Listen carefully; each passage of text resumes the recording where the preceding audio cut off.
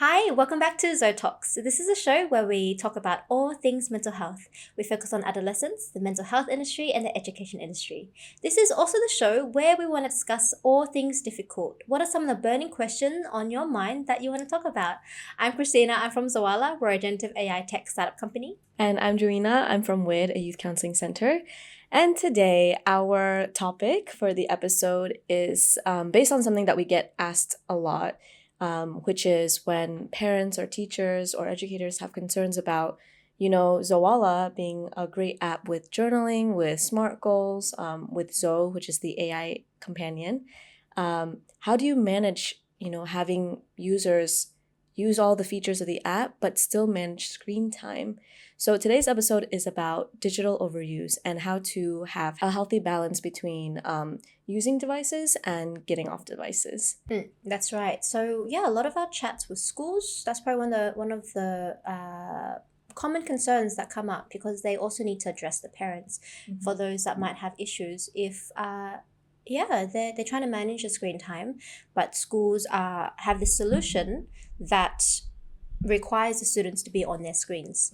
So it is a valid concern, but I suppose one way to put it, especially this day and age with students already on their phones and using screen time, being able to then, I suppose, encourage them to do or use screen time, but in a productive and effective way.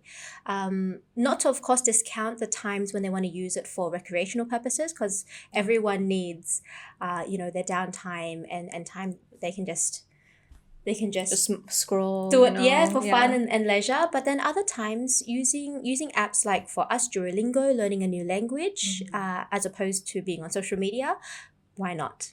Yeah. So I think it's definitely important to consider the age that we're living in with tech and how reasonable or how easy it is to say to your child, you only have 1 hour a day on your devices.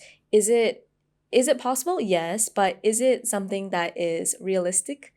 Probably not so much, right? Especially for younger parents with younger kids, that 20 minutes can get you time in the shower. It can help you make dinner while your kids are occupied, right? And then you just need those bouts throughout the day. So definitely what you said, it's about how you engage in screen time meaningfully. So you would show them, programs are maybe more educational, that benefits their learning and things like that. Yeah. So, I mean, personally speaking, with my younger kids, when we have screen time, it's about the moderation of screen time. But when we do, we also are quite choosy and picky with the programs that we show. So, for example, no offense to the Peppa Pig lovers and Cocomelon fans, but for us, we do try and choose things like, or put on TV things like Miss Rachel, Bluey, Katie's Classroom are some of our favorites.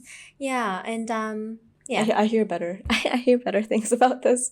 Those ones, because then they help with the language. Bluey's great for sibling friendship, and relationships.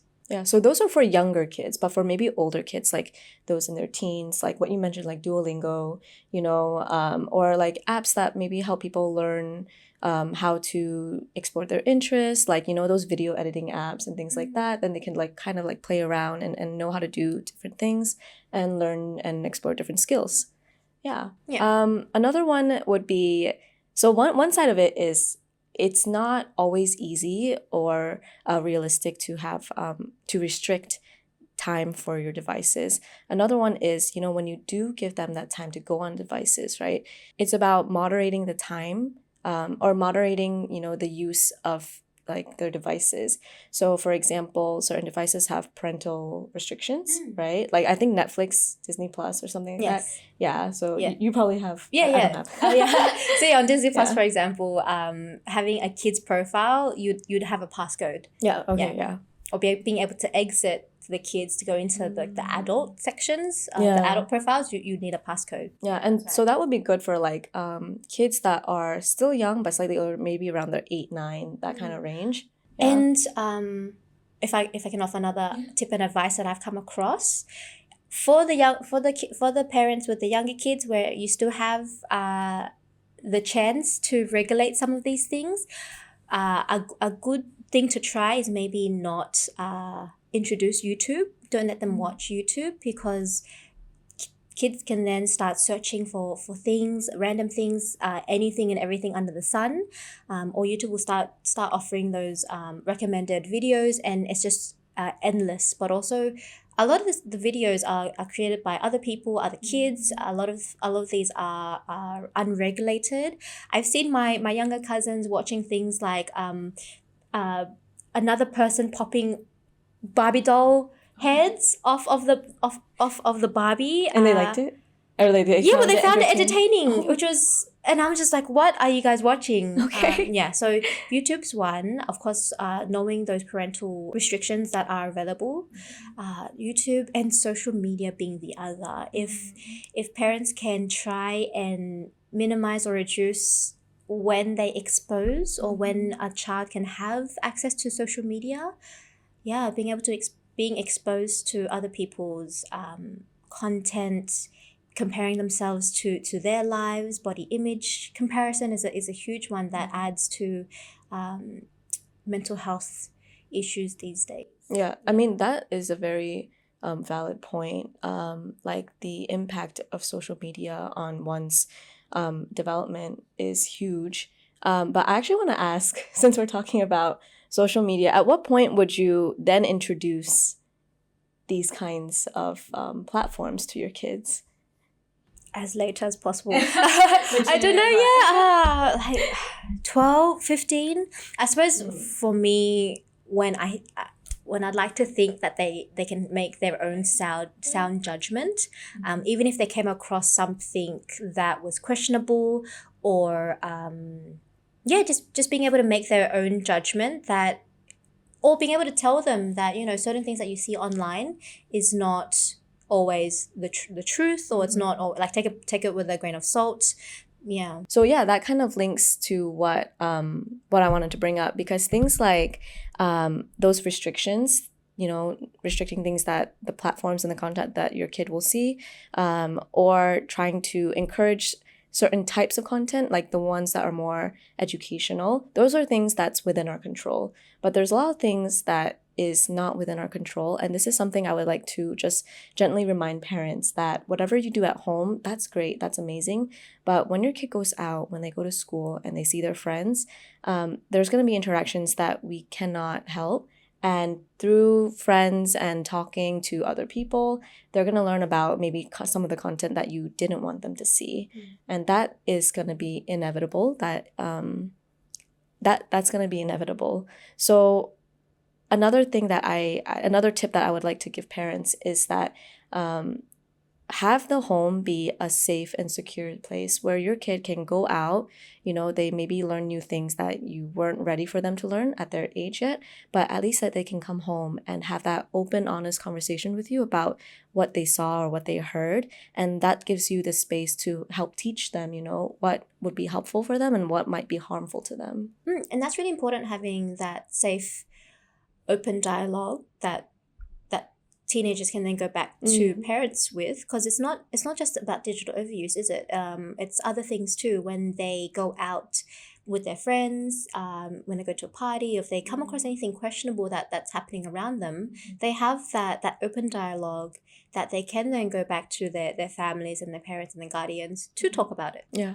And even if it's not like something they're comfortable to talk about, at least they know that parents are empathetic and they're non-judgmental, and that when they are ready, they can go back to their parents or the adults to talk about it. Yeah. Another common thing that I see, and I'm sure you've come across this too, is that it also gets to a stage where a teen may not want to talk about things with their parents. Yeah. And that might be okay. And something for the parents is to note too, is that it's not your fault. It's not anything that you've done wrong or anything that you've been doing. I think it just gets to the point in period in time, they're learning things. They want to try things out for themselves and push those boundaries. And so yeah, they're learning about being an adult. And so I think for those teens that don't want to talk to you about certain things, having like an AI chatbot can be useful as well. That is something that is regulated. We work very hard and we're very careful with training it. And so teens, if they do come across problems, they can turn to something, and it's non-judgmental, and it's there to offer tips and advice, or just really the listening ear. Yeah, and it's great because that's a 24-hour resource, especially for teens or youths who do not have, a trusted adult maybe in their lives. At least they have some form of support online that they can go to, that they can access readily at any point. Another thing too is when people think of tech, they usually have this like negative connotation, or some of them will have, because they think that it's going to lead to digital overuse. It's going to lead to, excessive online time. It's going to take away from physical interactions. But something that I've noticed that is very nice about Zoe, because I've actually used it personally, is that Zoe will actually redirect me to go back to having physical interactions and physical communication. So when I tell Zoe, if I say I have a problem with my mom or something like that, Zoe will actually give me tips on how to communicate better with my mom, and what I could, do or say differently, how I can communicate and express myself more effectively.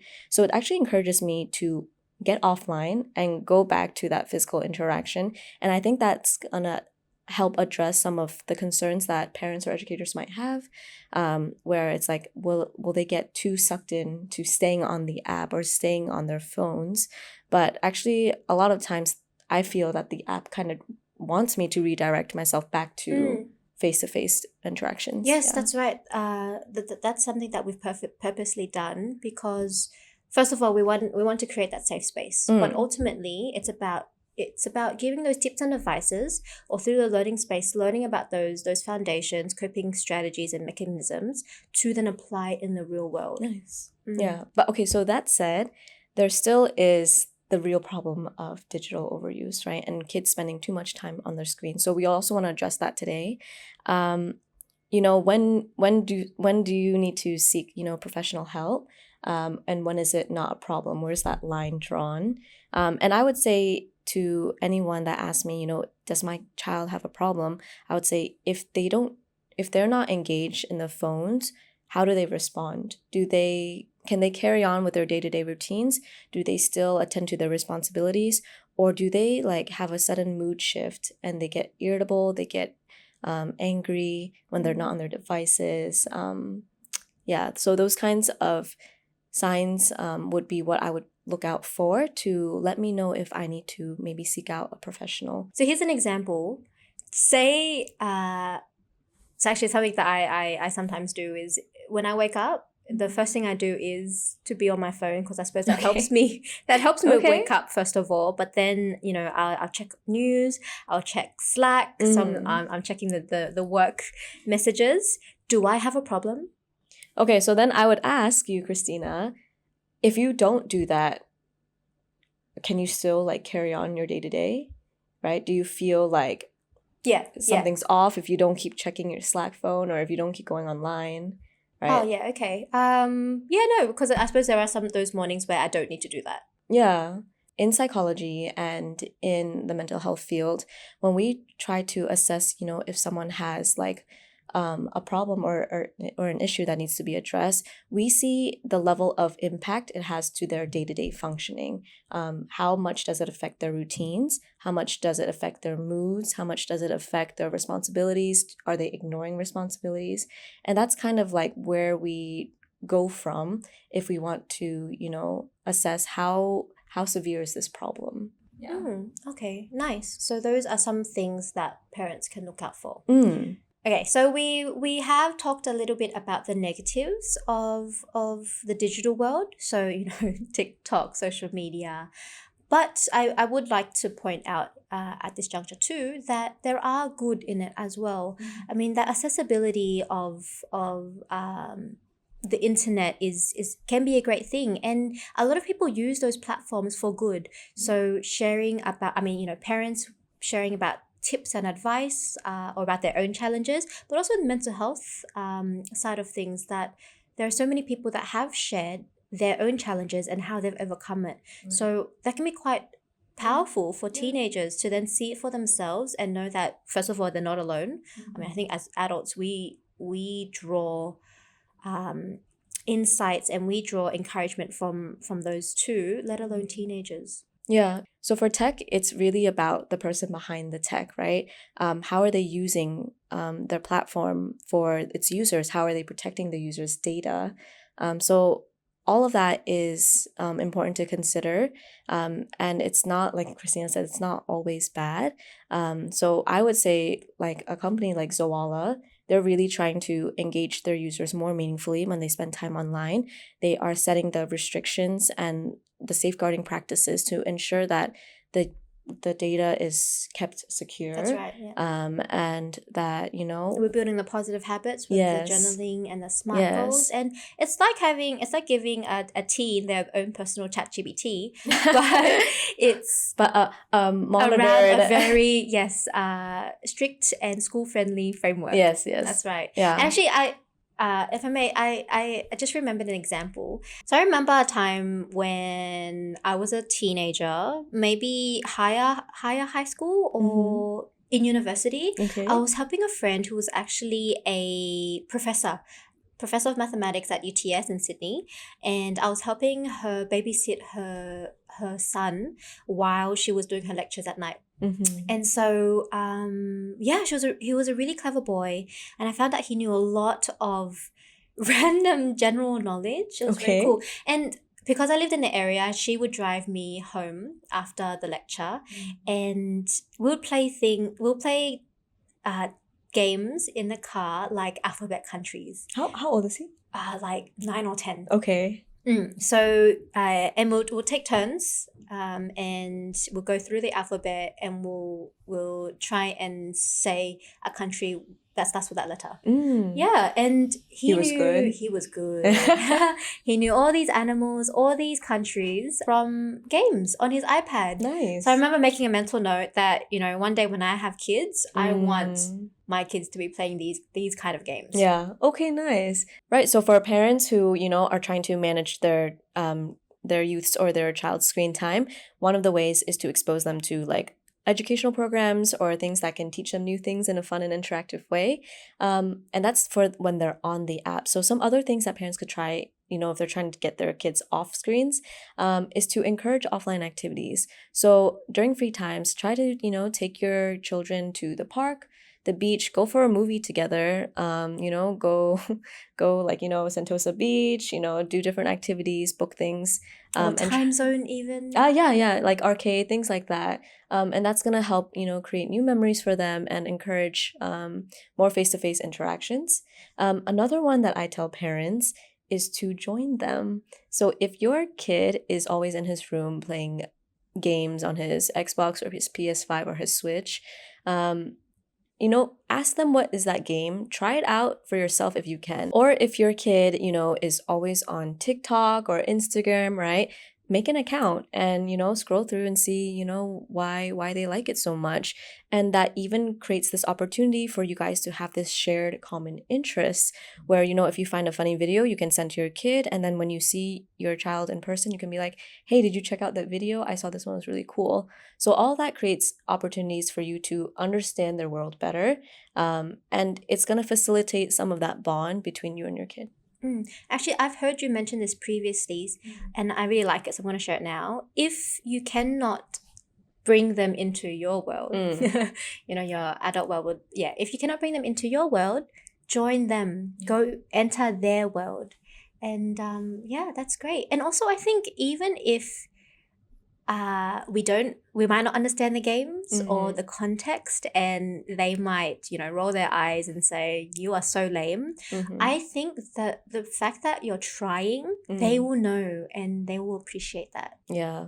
And it kind of creates a nice balance between they're still on their games or their phones, but you're kind of like right there with them and you guys have something to talk about, something more to talk about. So yeah, it creates this like interaction between offline and online. Yeah. But of course, if you do spot the signs that we've talked about, like if you remove the screen time and your kids' mood changes and they're not able to cope with their responsibilities, like for example, not doing homework once or twice is one thing. I think every teen is going to face that. But if they are not doing it at all and they're going to fail the semester, or, they're not showing up to class because they're just so engrossed with their games or their phones, that's probably an indication that you need to seek some professional support. Yeah. Thanks, Joe. And thank you guys again for tuning in for this episode and our conversation around digital overuse.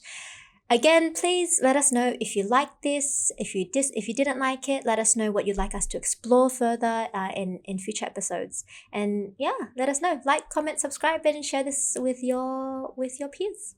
Thank you Thank you. guys. Have a good one.